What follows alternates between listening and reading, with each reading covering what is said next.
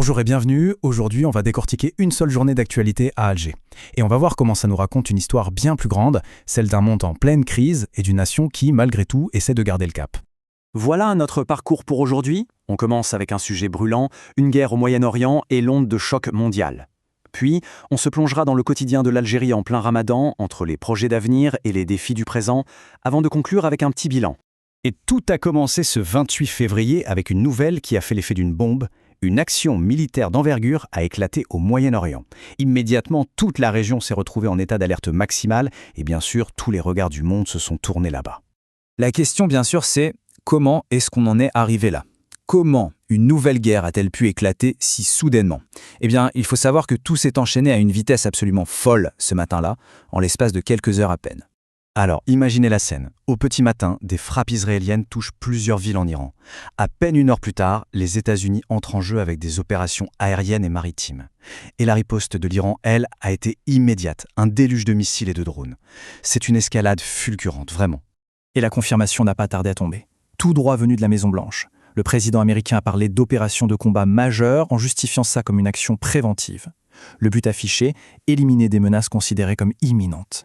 Mais évidemment, il y a un autre son de cloche, radicalement différent, qui nous vient de Téhéran. Le ministre iranien des Affaires étrangères, lui, parle d'agression et il insiste sur un point crucial. Cette attaque est survenue en plein milieu de négociations diplomatiques. Ça ajoute une sacrée couche de complexité à toute l'affaire. Et la riposte iranienne, elle, a été massive et très stratégique.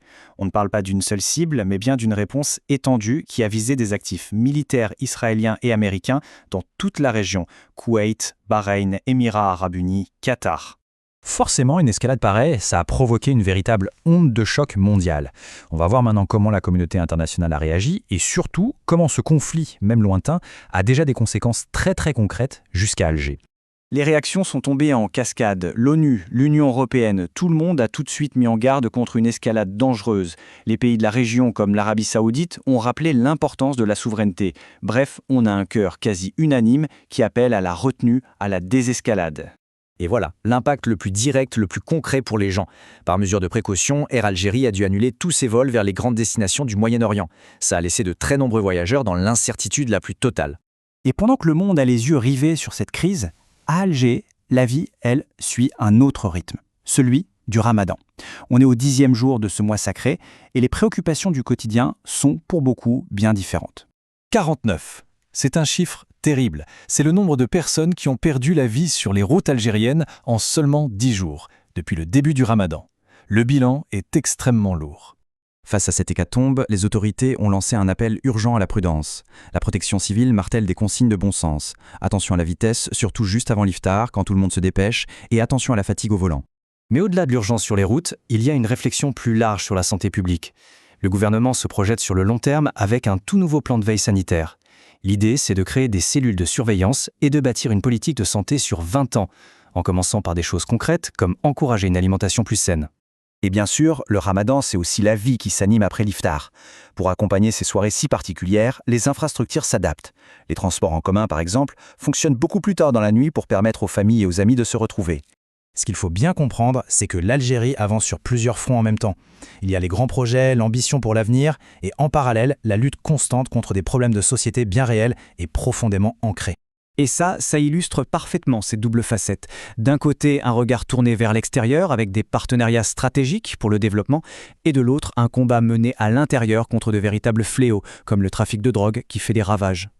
Un très bon exemple de cette diplomatie énergétique, c'est ce projet au Niger. Concrètement, l'Algérie exporte son savoir-faire pour y construire une nouvelle centrale électrique. C'est bien plus qu'un contrat, c'est un partenariat stratégique pour aider au développement et à la stabilité de la région. Et puis il y a la face plus sombre, ce fameux combat intérieur. Regardez ces chiffres, juste pour une seule province, Ouargla, c'est absolument ahurissant. Plus de 2 millions de comprimés psychotropes saisis en un an. Ça montre l'ampleur de la bataille qui est menée pour essayer de protéger la jeunesse. Allez, pour finir ce tour d'horizon, on passe à quelque chose qui rassemble, ce qui fait battre le cœur de la communauté, la culture et le sport. Et pour les fans de foot, c'est une grosse journée. Il y a des matchs décisifs en Ligue 1 et en Ligue 2, avec notamment un choc au sommet. Et il ne faut pas oublier l'équipe nationale féminine, qui a aussi un match amical important. Et côté culture, un moment très attendu, la préparation du Grand Prix Assia Djeber du roman. Ce n'est pas juste un prix littéraire, c'est un vrai symbole, qui célèbre toute la richesse de la création littéraire du pays, que ce soit en arabe, en amazigh ou en français. Et on termine avec cette réflexion. Comment un pays fait-il pour gérer tout ça en même temps? Une crise internationale qui menace d'exploser et en parallèle le quotidien, les défis internes, la culture. C'est vraiment l'illustration de l'équilibre incroyablement complexe et fragile d'une nation dans notre monde actuel.